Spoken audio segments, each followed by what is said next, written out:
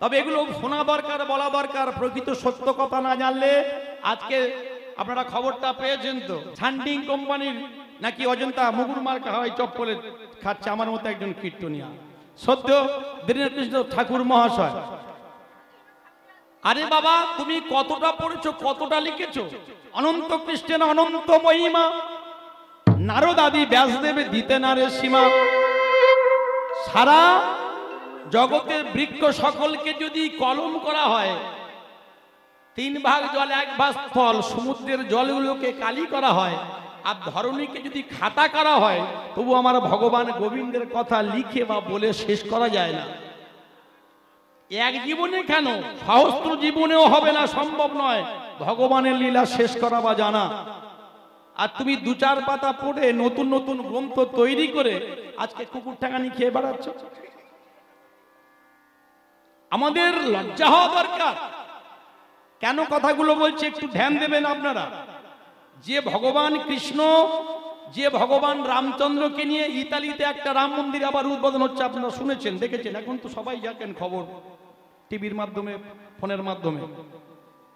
চিন্তা করুন, যেখানে মুসলমান কান্ট্রি সেখানে রামচন্দ্রের মূর্তি স্থাপন হচ্ছে। ভগবান পাটি পাটার কথায় আমি যাব না। ভগবান আমাদের কৃষ্টি, আমাদের সংস্কৃতি, আমাদের বৈচিত্র্য। ভারতবর্ষ এটা সাধুদের দেশ। পশ্চিম বাংলার মাটি ধন্য হয়ে গেল গৌরাঙ্গ মহাপ্রভুর জন্য। এটা বাংলার মাটি। আজকে বাংলা পথ দেখায় ভারতবর্ষকে, ভারতবর্ষ পথ দেখায় সমস্ত বিশ্ব ব্রহ্মাণ্ডকে। হরে কৃষ্ণ। তাহলে সেই ভগবান কৃষ্ণ যাকে ব্রহ্ম সংহিতায় পরিষ্কার করে বলেছেন, ঈশ্বর পরম কৃষ্ণ সচিদানন্দ বিগ্রহ, সচিদানন্দ বিগ্রহ, অনাদির আদি গোবিন্দ, গোবিন্দ যিনি সর্বকারণের কারণ, সর্বকারণের কারণ। অনাদি মানে কিছু নেই, অনাদির আদি। যখন কিছু নেই তার উপরে আদি গোবিন্দ সর্ব, তাহলে সেই কৃষ্ণ শ্রীমদ্ ভাগবতে বললেন, গোবিন্দম আদি পুরুষম তমহং ভজামি। গোবিন্দম আদি পুরুষম, সেই আদি পুরুষ। অর্জুন বিশ্বরূপ দর্শন করে বললেন, হে গোবিন্দ, তোমাকে ধরা যায় না, তোমাকে মাপা যায় না, এই আমি কি দেখছি। নৈনং ছিন্নন্তি সস্তানি নৈনং দাহতি পাবক না চৈনং বেদান্তপন সসীতি মরিত অচ্ছেদ্য অয়ম রজ্জ অয়ম কদস্য ইতি নিত্য সর্বগত স্থানুচল হয় সনাতনম। তাহলে সেই পরমাত্মাকে যেমন ছেদন করা যায় না, আত্মাকে তেমন ছেদন করা যায় না। ভগবানের চ্যুতি অংশ আমাদের মধ্যে আছে। তুমি সেই কৃষ্ণকে অসুর বলছো, তোমার বুকের পাটা কোথায় গেছে? তুমি ব্রাহ্মণদের নিয়ে যাই বলো তাই বলো, কিছু ব্রাহ্মণ ভালো, কিছু ব্রাহ্মণ খারাপ, তাতে আমার কোনো আপত্তি নেই।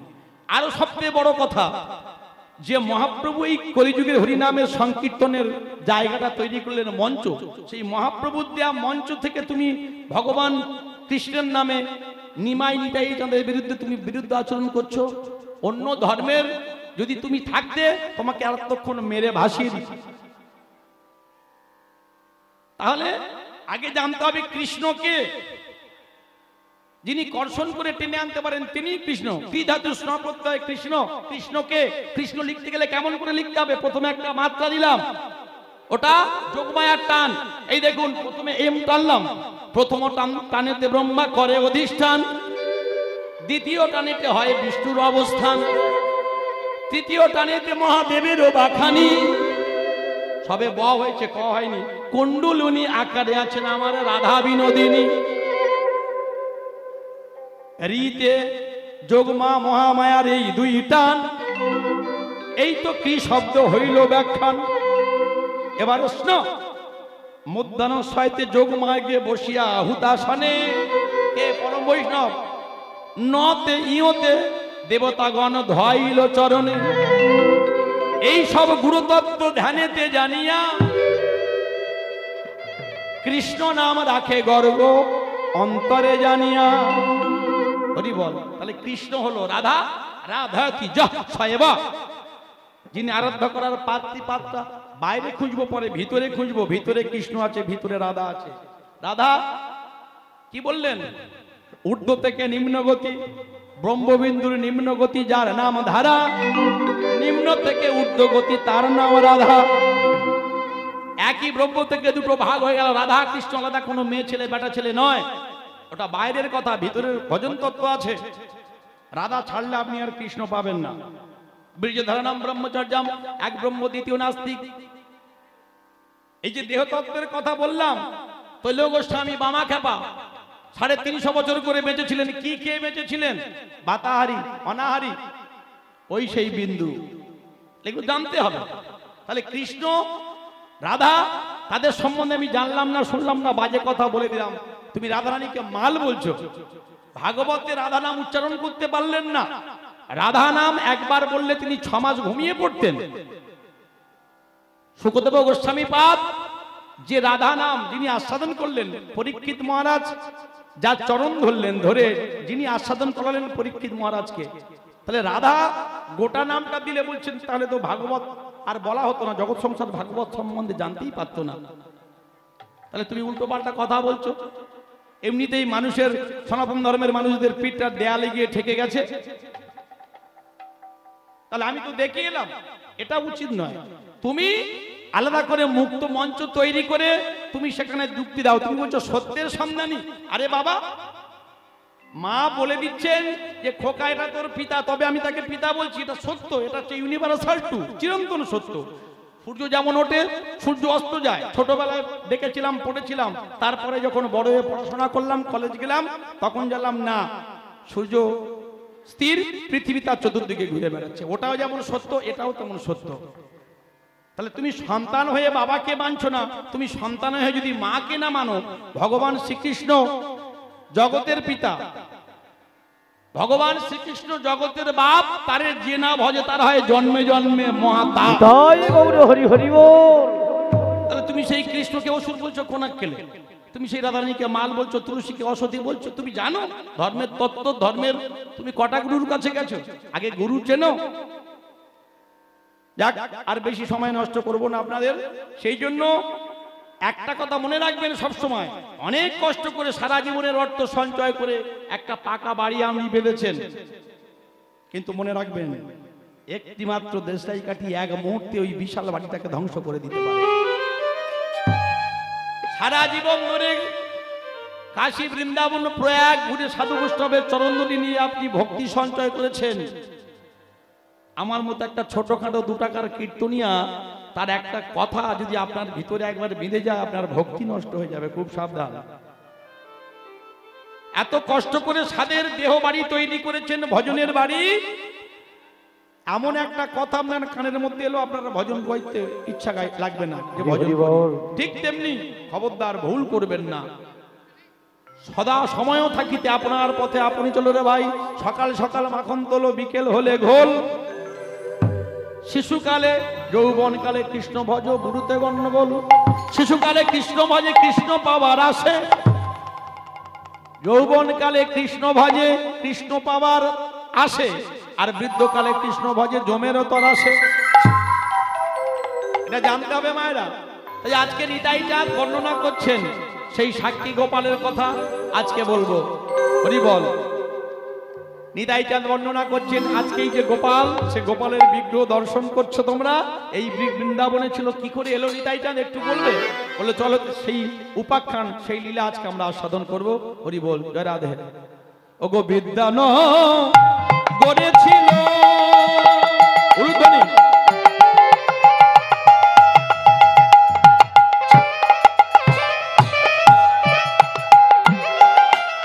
আরো তত্ত্ব আছে, উল্টে হবে না, অনেক বাকি আছে। এখন আমরা চলে গেলেও আমি বলবো, গাছ জ্বালা মিটিয়ে যাব, এটা দরকার ছিল। হরে কৃষ্ণ, হরি বল। বিদ্যানগরে ছিল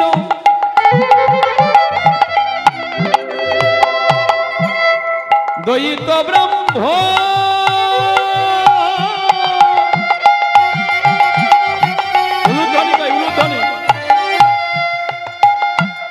ওগো দেবদিনে ভক্তি করে বোঝে নারায়ণ। ওগো দেবদিনে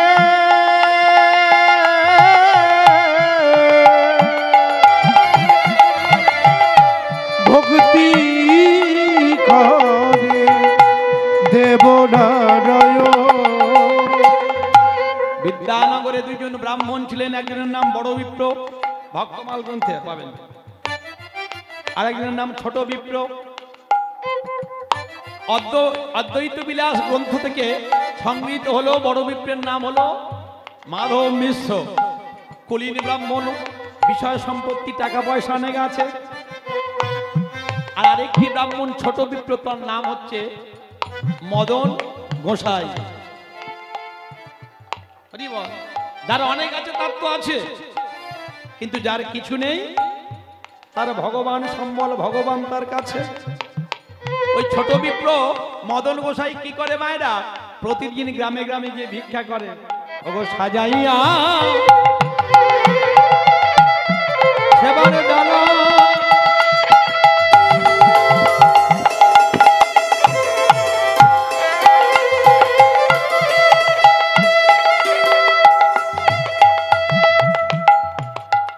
প্রতিদিন গ্রামে গ্রামে ঘুরে ভোরের বেলা ব্রহ্ম মুহূর্তে ঘুম থেকে উঠে স্নান করে। বাবা মা কেউ নেই, ছোট বিপ্রে সব মারা গেছে ছোটবেলায়। আর ভগবান বলতে ব্রাহ্মণ তো একটা নারায়ণ শিলা। আর 5টি ব্রাহ্মণের মতো দুর্গা পূজা, লক্ষ্মী পূজা, কালী পূজা করে না।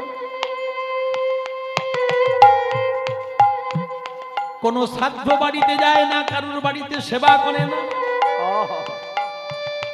করতাল হাতে নিয়ে ভোরবেলা পাড়া থেকে নাম নিয়ে যায়। আর বিদ্যানগরের যারা ভক্ত তারা ঘুম থেকে উঠে এসে বলে, ওগো বিপ্র, তোমার বদনে কৃষ্ণ নাম শুনে আমাদের ঘুম ভাঙল। আমরা আশার বালিশ মাথায় লইয়ে ঘুমিয়েছিলাম, আষাঢ় বালিশ মাথায় নিয়ে ঘুমিয়েছিলাম। আমার করে গোনা দিন সব শেষ হলো। আমার করে গোনা দিন সব শেষ হলো। তুমি এই ভোরের বেলা এলে, কেউ এক মুষ্টি তন্ডুল দেয়, কেউ সবজি দেয়, কেউ অর্থ দেয়। আর ভক্তরা কেঁদে কেঁদে বলে, ওগো ছোট বিপ্র, আমাদের তো ভজন নাই, সাধন নাই। তুমি তোমার ভজন দিয়ে তোমার ভগবানকে বলে এই সংসার বন্ধন হতে আমাদের যেন মুক্তি করে দেয়, আমাদের যেন মুক্তি করে দেয়। দাঁড়িয়ে দাঁড়িয়ে ঘুরে মাধুকুরি করে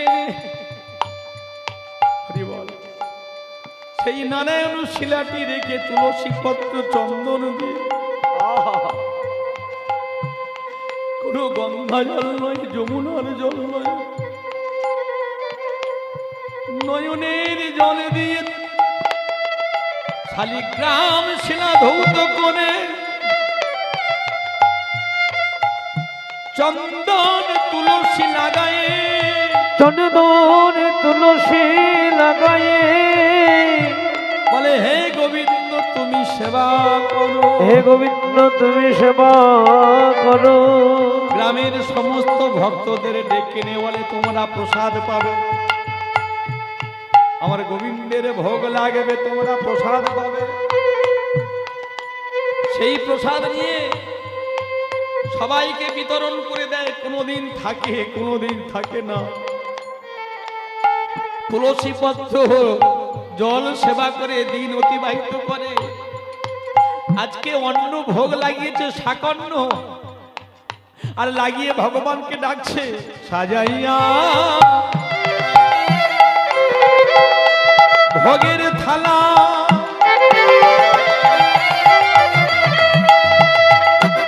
করে নিবেদন,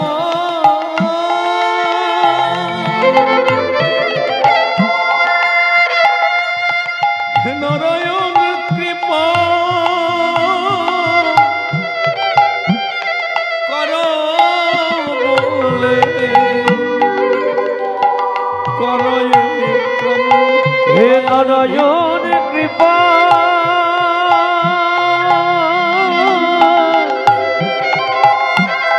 কর করয়ে করদ দয়াল ভিক্ষা করে এনেছি গো ওগো দয়া তাই গৌর হরি বল। আমি ভিক্ষা করে এনেছি গো তোমার কাঙাল ভক্তে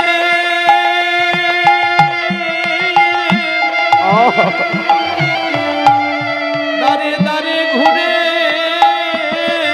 আমি ভিক্ষা করে করে নিয়েছি গো তোমার কমল ভক্তে দরে দরে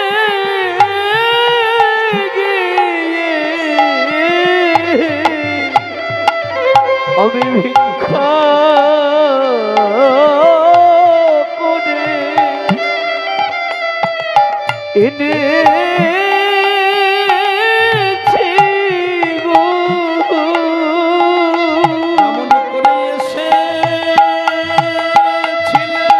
তুমি বিদুরের ঘরে আমি ভিক্ষা করে ঘুরে ঘুরে সেদিনই যেমন করে খেয়েছিলে বিদুরের ঘরে বলে ভিক্ষা করে এনেছি গো তুমি কি আর আসিবে না? বলে কমল ভিড় ঘরে ঘরে তোমার ভক্ত তোমার তোমার ঘরে ঘরে আশা পথে নয়ন দিয়ে বলি কমলের ঘরে ঘরে আমি ধরেছি চরণ ছাড়ে বলে। ভিক্ষা করে এনেছি গো ধরেছি চরণ ছাড়ব না হে ভিক্ষা করে আমি ভিক্ষা করে এনেছি গো প্রতিদিন এমন করে ভগবানকে ভোগ লাগায় ভগবান চিন্তা করলেন এ তো আমার যেমন তেমন ভক্ত নয়, তাহলে এই ভক্তকে কৃপা করতে হবে, লীলা প্রকাশ করব। মায়েরা ভগবানকে সেবা লাগায় আর যায়। ঘুরতে ঘুরতে ঘুরতে ঘুরতে একদিন ওই বিদ্যানগরে কুলীন ব্রাহ্মণ অনেক টাকা পয়সা ধন দৌলত আছে, তার বাড়িতে উপনীত হয়েছেন। ভগবান নিজে বলেছেন যে করে আমার আশ তারে করি সর্বনাশ, তাতে যদি না ছাড়ে পাস হই তার আমি দাসের অনুদাস। কি করলেন না, ছোট বিপ্র মদন গোসাই ভিক্ষা করতে করতে চললেন। প্রতিদিন রাস্তা দিয়ে যায়, আজকে হঠাৎ কি মনে হয়েছে ওই যে কুলীন ব্রাহ্মণ বড় বিপ্র তার বাড়িতে প্রবেশ করেছেন। ভজ কৃষ্ণ কহ কৃষ্ণ লহ কৃষ্ণের নাম, ভজ কৃষ্ণ কহ কৃষ্ণ লভ কৃষ্ণের নাম। ভজ কৃষ্ণ কহ কৃষ্ণ লহ কৃষ্ণের নাম। ভগবরে ভজ কৃষ্ণ কহ কৃষ্ণ লভ কৃষ্ণের নাম। যে নাম শ্রবণে ধারা বহে অমিরা, ভজ কৃষ্ণ কহ কৃষ্ণ লভ কৃষ্ণের নাম। ভজ কৃষ্ণ কহ কৃষ্ণ লহ কৃষ্ণের নাম। ব্রহ্মা জপে নাম চতুর্মুখে, বিষ্ণু জপে নাম হরি বল সহস্রমুখে। ব্রহ্মা জপে নাম।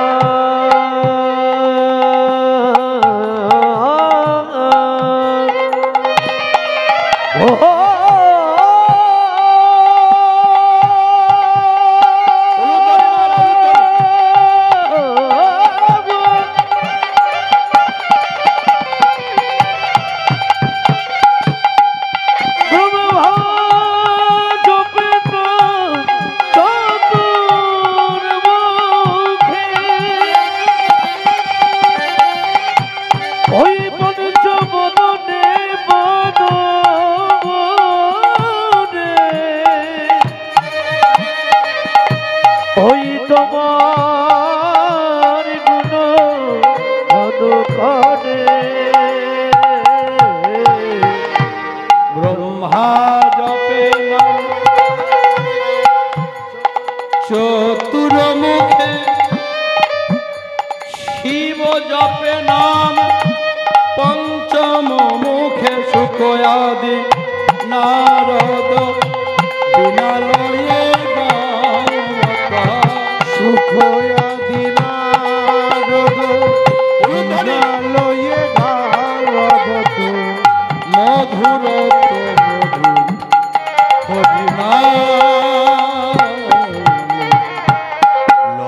কৃষ্ণের নাম। তোমরা ভজ কৃষ্ণ কহ কৃষ্ণ লহ কৃষ্ণ ভজ কৃষ্ণ কহ কৃষ্ণ লহ কৃষ্ণ তোমরা ভজ কৃষ্ণ কহ কৃষ্ণ লহ কৃষ্ণ